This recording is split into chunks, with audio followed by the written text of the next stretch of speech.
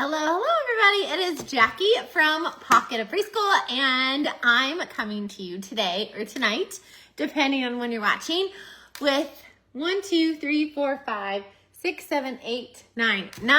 fun, amazing sensory table ideas. We're going to make some together, and some I just brought to show you. So these are good for a lot of different themes during the year. If you want more sensory bin or sensory play ideas, I have a ton more videos on them. And go check those out after you are done watching this one. So we're gonna jump right in. So sensory play is one of my favorite things. You can embed so much fun and learning into their play, into the sensory table. And when students learn through play, it takes less repetition, right? Because they are connecting, their brains are connecting, making more pathways, and the more pathways they make, the more it's likely to, that's that one time that skill is going to stick, right? Whereas if they're doing a worksheet, it's going to take a ton and tons and tons of repetitions for that skill to stick. Plus, when they are playing in the same space with other people, they are building all of those really, really important social skills.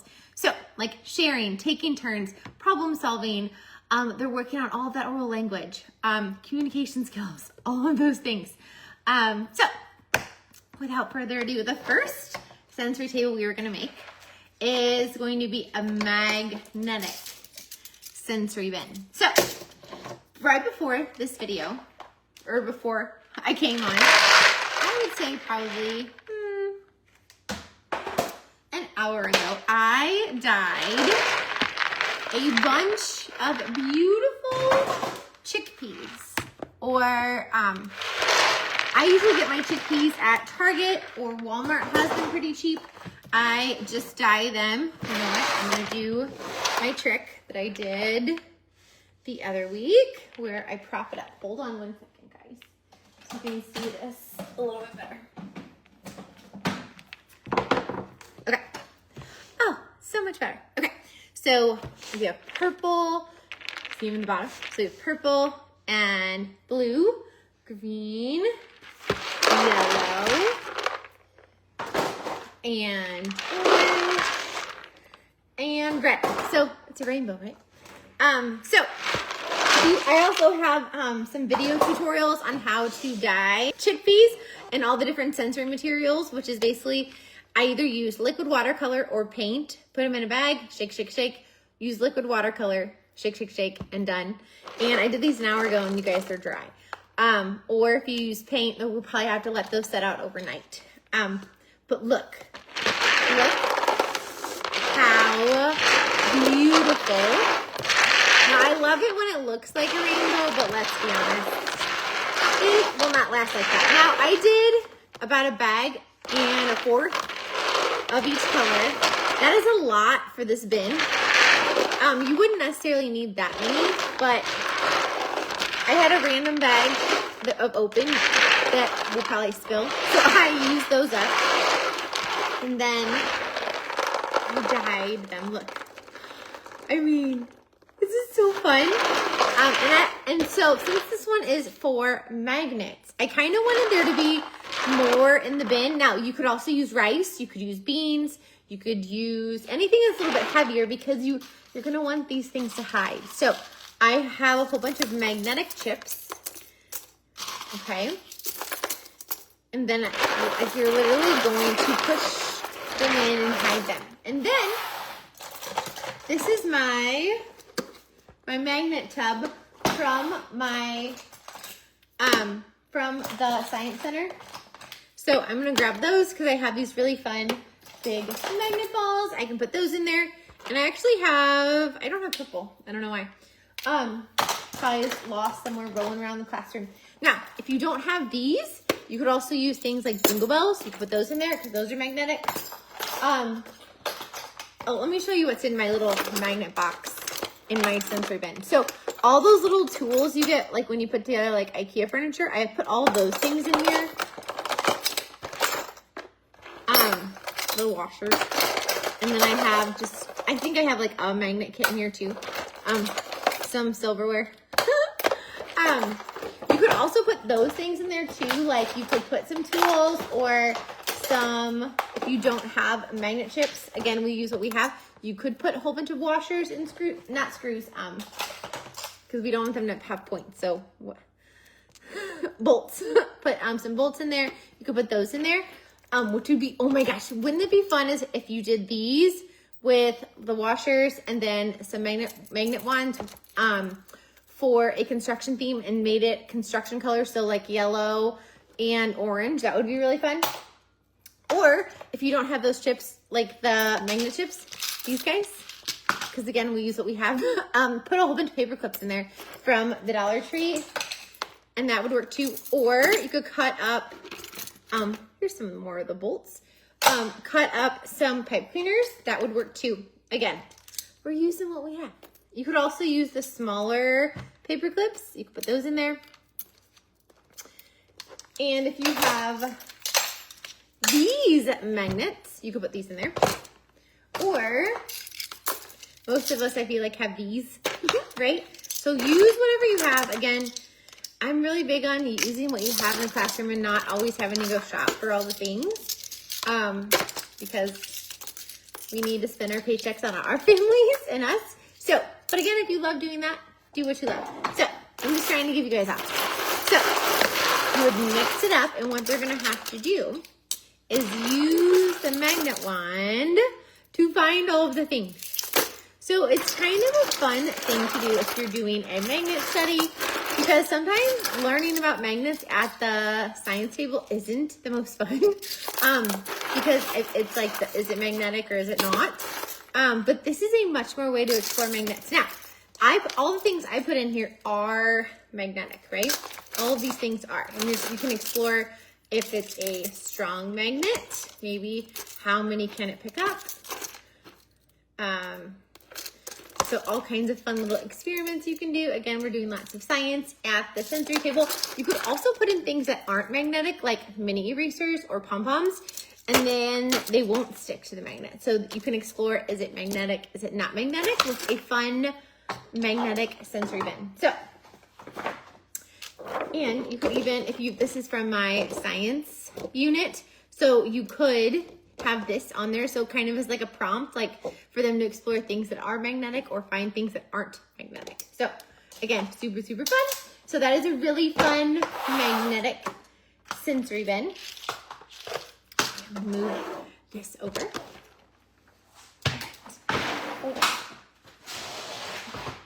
So another one we are going to make together is one for feelings or emotions. Because I feel like we should always be teaching feelings and emotions. So like during back to school, like the beginning of school, we need to be teaching about emotions, but we'll probably teach the basic feelings then, right? We'll be teaching like happy, sad, and obviously it depends on your grade. So if you teach 3s or 2s, you're going to be teaching those basic feelings. Even probably kinder, you're going to be teaching those basic, okay, this one has eyeballs in it. Don't you love when you grab a sensory bin filler and there's little treasures in it from another thing? So this one has eyeballs in it. I probably use this for like a Halloween bin. And this is how I keep a lot of my sensory play items, is in these baggies, or my kids eat a lot of cheese balls. So the cheese ball containers or any kind of like plastic container that has a lid, those are great because they keep the little pests out of your sensory bin. And you guys, I keep my sensory fillers forever. I have some sensory, like the noodles that I dyed, like my first year of teaching, which was, I graduated in 2005. So I have some of my sensory fillers for 20 years, and I just add more to them as, as it like magically flies out of the table and it disappears. I just add like more beans to it, because I feel like during COVID, they're like, oh, if we had to like put things aside for like a week or a day or whatever it was, and then all of the bacteria would die. So if I keep these year after year, because again, I think the filler is expensive. And again, it's just black beans, but you can keep this for 10, 20 years, because I do. And it's fine. Now, obviously if your kid sneezes in it, please throw it away. But for the most part, you can totally keep your sensory bin fillers for 20 years, like I have. So because that's how you get so many, is if you keep them for forever. So I thought it would be fun for emotions. I have these amazing emoji mini erasers.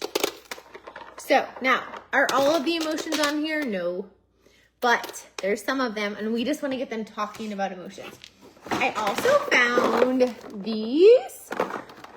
So I don't want all of them in there because they're a whole bunch of colors. And I kind of want to have an emoji feeling.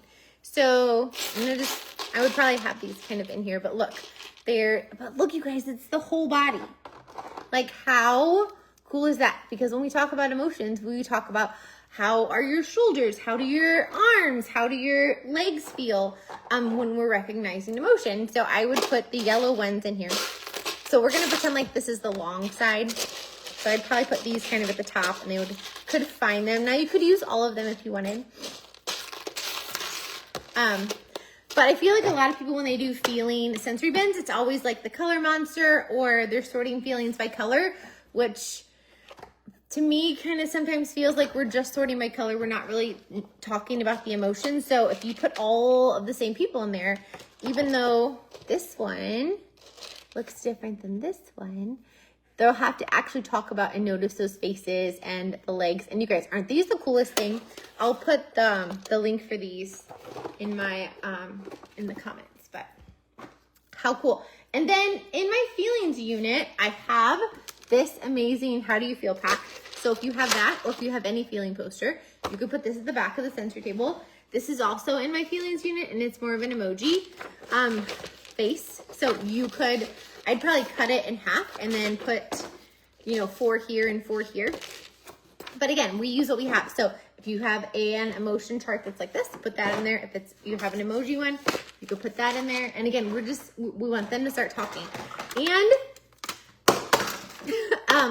put some mirrors in there so they can explore how their face looks. And then I was gonna be super basic on this one, and just because I want them really talking about the emotions, I was just gonna do just some basic measuring cups. Again, I usually try and do 3, and then I was just gonna do 3 measuring spoons. So that way they can fill and dump and play and explore.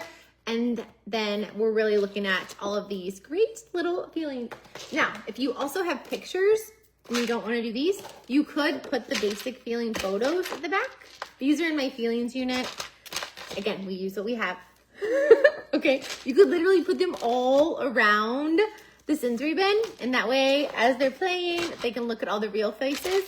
And just so you know, the developmental sequence of kiddos recognizing an emotion is they notice like a stick figure emotion first, like black and white image, and then they notice like the face that's like colored, because again, we're getting trickier and trickier, and then like whole body with lots of detail, and then in a real person. So again, use what you have. Let's put some kind of, put something at the back so it kind of gives them something to match up with. You could also put these on jars, the ones that match your little emoji erasers, and put them on the sides, and then they could sort the actual little emojis and that they came with. So isn't that so fun? I thought this would be great too for end of the year, because I feel like at end of the year, it's a great time, or even spring, to kind of talk about some of the more complex emotions. We talked about the basic ones at the beginning of the year, and then now we're ready to talk about some of those more complex emotions. So that would be perfect for that. Because again, we are learning through play. We're using every little space in our classroom to sneak in tons and tons of learning. Okay. Where are my coffee lovers? You guys are going to go bananas for this. So this was inspired by the coffee shop that we had for the Dramatic Play Center. And okay, I don't drink coffee because I don't like coffee. I've tried, you guys, but I am a energy drink girl now and forever. But it does smell really good. But this is your reason to go get your coffee cup. So we have, I think this is like a pup one. So we have a small, medium, and a large. And then I have an empty, what is this, creamer? You can tell I don't drink coffee. And then these are from like a Melissa and Doug set or a pretend play set. Like they're wooden. And then I have the little wooden milk creamer. And then I have some scoops. Again, I usually just put in 3 so they can scoop in their coffee. Some tongs. And then this is probably, I think it comes with like a frother, but oh my gosh, it's so fun. And then I put in some green pom-poms. This has no top on it. So that way they could pretend these are spices. They can make all their lattes or whatever it is. And so fun. Like, oh my gosh, you guys. Like, look at all this great fine motor. And again, we're taking lids on and off. Maybe they want to fill this up. And then maybe they can put it in here. And again, we have different sizes. We have little treasures. We have all the different things. But if you're doing the coffee shop dramatic play for in your dramatic play center, maybe this would be fun for community helpers because they could pretend to be a barista, because our baristas in our community are very important. Now, I do love a good iced tea. So that's when I go to Starbucks, I get an iced tea, or I do love their hot chocolates because they're divine. So, but try a hot or a coffee sensory bin.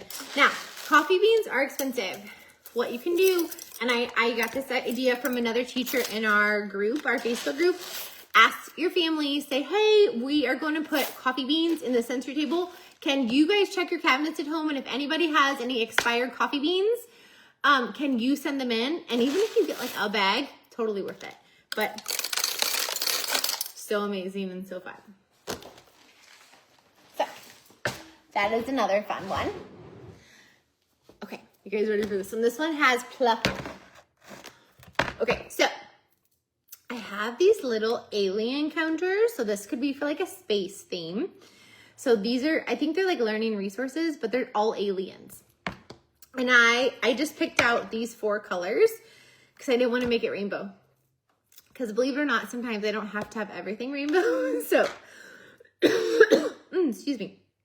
Spring allergies are fun. But I just put in 4 bowls. So, and they're not attached. They can move them around so they can sort. And then I have these little eyeballs. We have some small and some big ones. I think these are like the party aisle. I know a lot of kinder teachers use these when they're doing letters and reading and things at small group, but they are fun because look, it looks like a little alien sticking out of the pluffle. Like, so fun. And again, I just put them in there so that way they can sort them. And then I have some scoops again that are just happen to be the same colors. And then some of these tweezers. These tweezers are from the Dollar Tree. And then if you don't know what this is pluffle. Pluffle play foam. But you guys, this stuff. And I did blue. I did the colors of the bowl. So I did black, orange, green, blue, and purple. But it doesn't, oh my gosh, I just threw it at you guys. It doesn't make a sound, but it grows. Like, and it's squishy, but not sticky. So some of your kids, when they first play with it, I think they're gonna be like, oh, I don't wanna touch that. But it's an amazing feeling. It's so fun. They could even like hide the aliens in the bowl, like scoop. They could hide them. Can't you just see them going like bananas and having just the absolute best time with this? Again, these are just some alien counters I had. If you don't have these, use whatever you have. You could also put like astronauts in here if you have little astronaut counters too. That would work too. I just, again, used the ones I had and matched everything up. So again, so fun, super simple. And don't forget to, if you're having your counters in your sensory bin, you don't always have to use every color of the rainbow. You could also just have 3 colors. That would be fine too.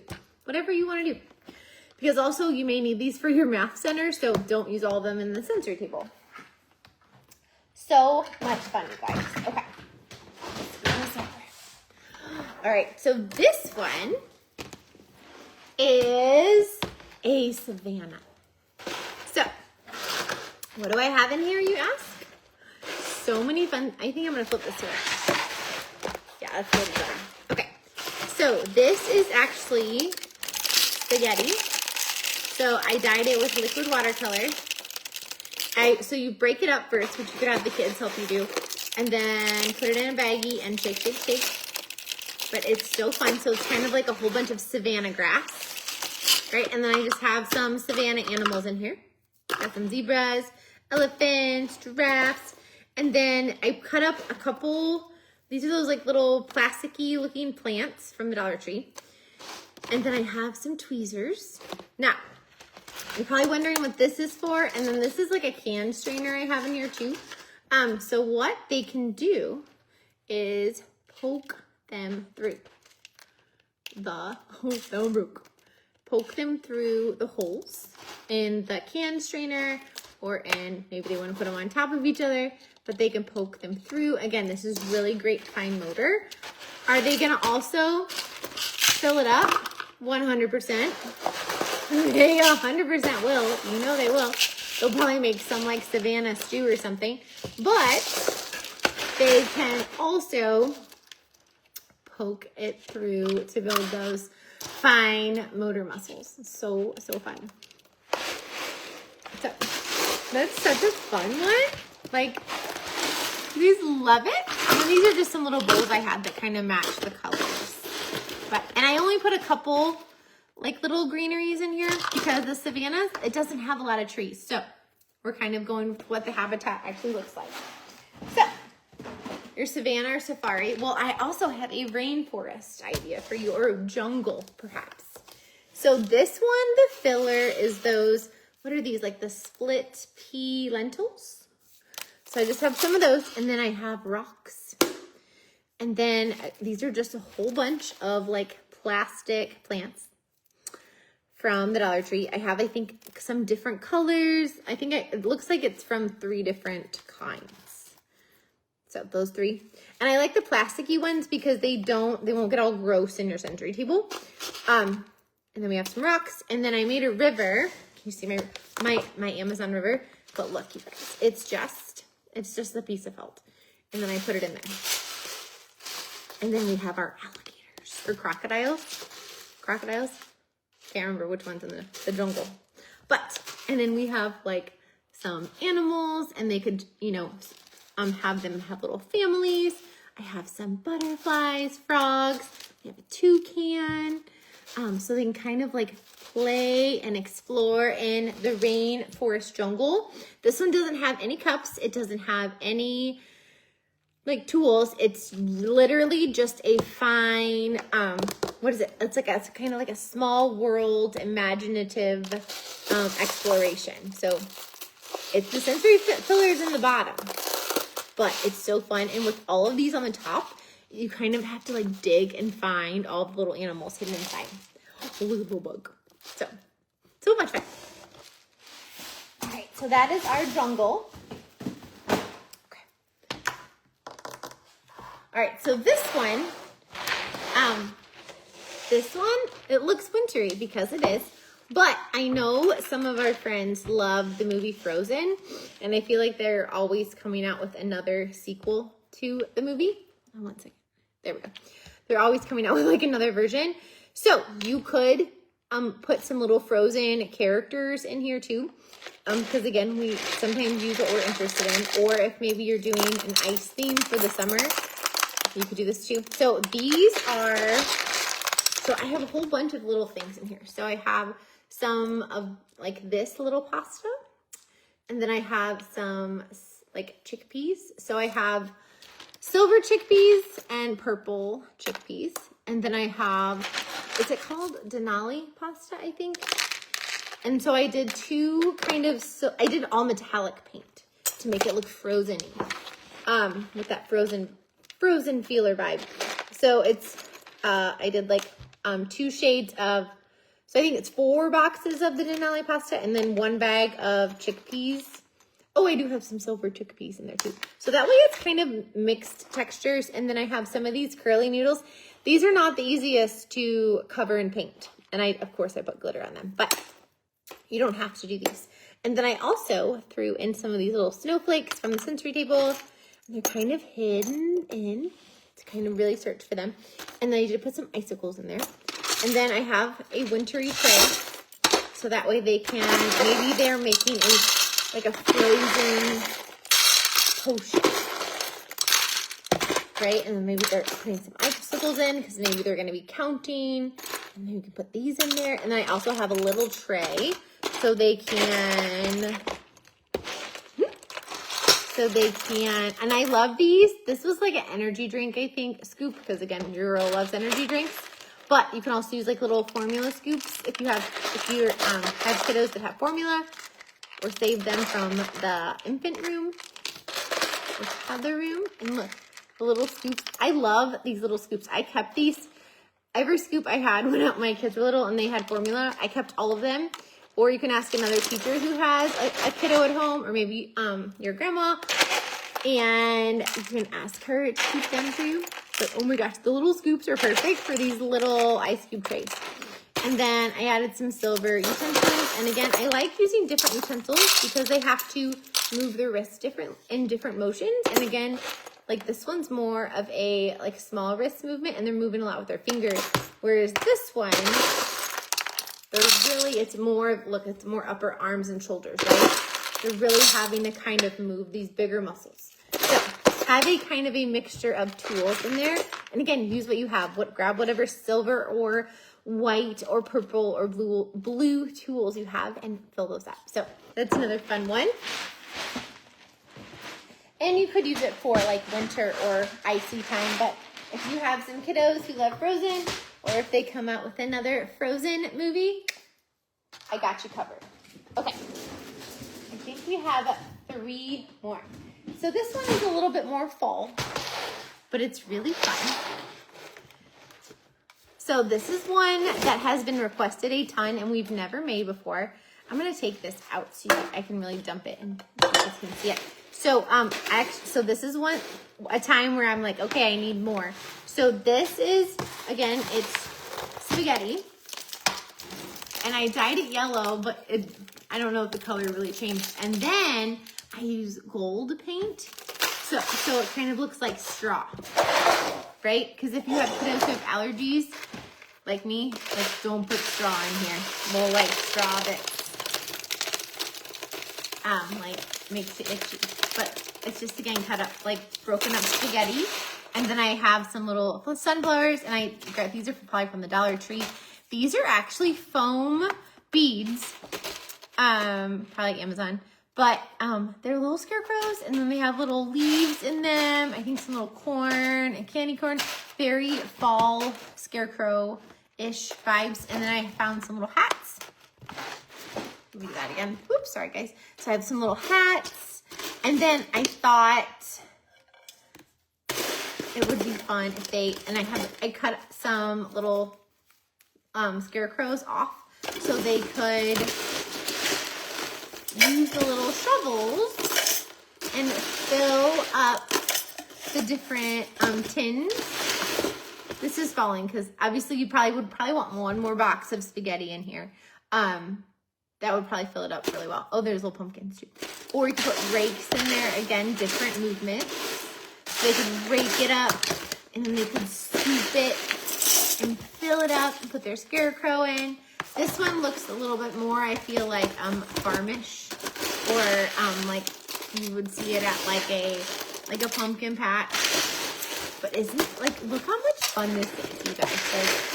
Like, it's so much fun. And again, every time you use a different filler, you're helping them develop new problem solving, because they have to problem solve to figure out how to scoop it up, how to make it move. They're exploring the texture, how it stacks, how they can use the different tools with it, all of the different things. Oh, and I threw some tweezers in there too, or tongs, I guess. But again, so fun. So it's a really fun like scarecrows and sunflowers, we'll call this one. And then this one, if you do Bible study or like a camp over the summer, this would be perfect. Or like a Christian Christmas. So it's little mini erasers of little baby Jesus and Mary and Joseph. And then there's like a donkey and a star and a sheep. And then we made, so my friend Katie comes and helps and does photos once a week over here, and like that's how the photos look so beautiful all the time for all the guides and things. She taught art for forever, so she made these little like a little like bassinet to put baby Jesus in. These are just some sticks we had from the the like block center, and then I put some angel cookie cutters in there because this is a cutting sensory bin. So they can cut, and this is like store-bought straw, like from the craft section. So they could cut up the straw to put in the bed for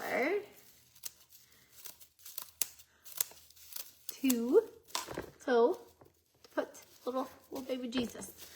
Like, how cute is that? Oh my gosh, you guys. And we have like a couple of them in there. Oh, this one broke. That's okay. Oh, it's probably because I had them all, like I had the sensory tubs stacked together. So yours probably wouldn't break, but it's so cute. Now, if you don't want to make this religious, you could totally take the straw and put the scarecrows in it for a cutting bin. You could do that too. But these little mini erasers kind of inspired this little really fun sensory bin. So there's another fun idea for you guys. And then the last one I have for you. So this is a fun one. So I have these I got. They are those foam peanuts. Now these, they're for crafts, I guess. But they, like, you can't choke on them because I think they dissolve in water.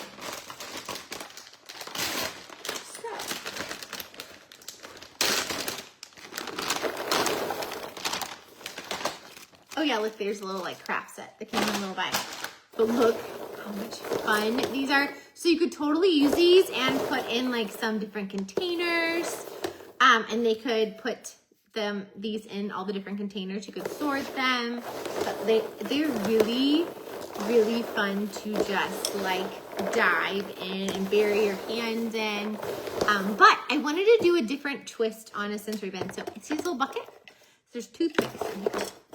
So I thought they could use the toothpicks and they could make things with like almost like a 3D art sensory bin. Now you would want to have like a little space or maybe a small table or somewhere or maybe like underneath the sensory table if you don't have room for them to put their collections or their creations, because you don't want them to put the toothpicks back in here because that would hurt when they're grabbing them. But, like, do you see how much fun this could be? You could also do this for if you're doing a shape theme.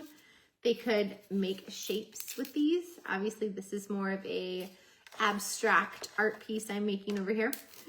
But they could do so many fun things with them. And it's also, look, it's great it's great fine motor. It's great hand-eye coordination. They are, exploring and loving life and developing all those fine motor skills and just exploring and making and creating. And again, you could have like a little, you could totally put it underneath your sensory bin to have a little tray or you could even have like a tub like this. Obviously, take the stuff out of it. But you could put that underneath the sensory table, and that could be kind of their little creation space underneath. But do you see how mesmerizing this would be? I bet this would either be a very loud center or very quiet. Now, you would probably you'd probably have to take these apart eventually, or you could have the rule that they take them apart at the end of the day or something, or after they're done, or maybe you have a big budget and they can take them home. You pick what you want to do, but how much fun. It's like a little 3D art project. And again, you could totally have them make shapes too. So like maybe you could have them make like a triangles or squares, and you could put the different shapes up over here. I'm trying to make a triangle.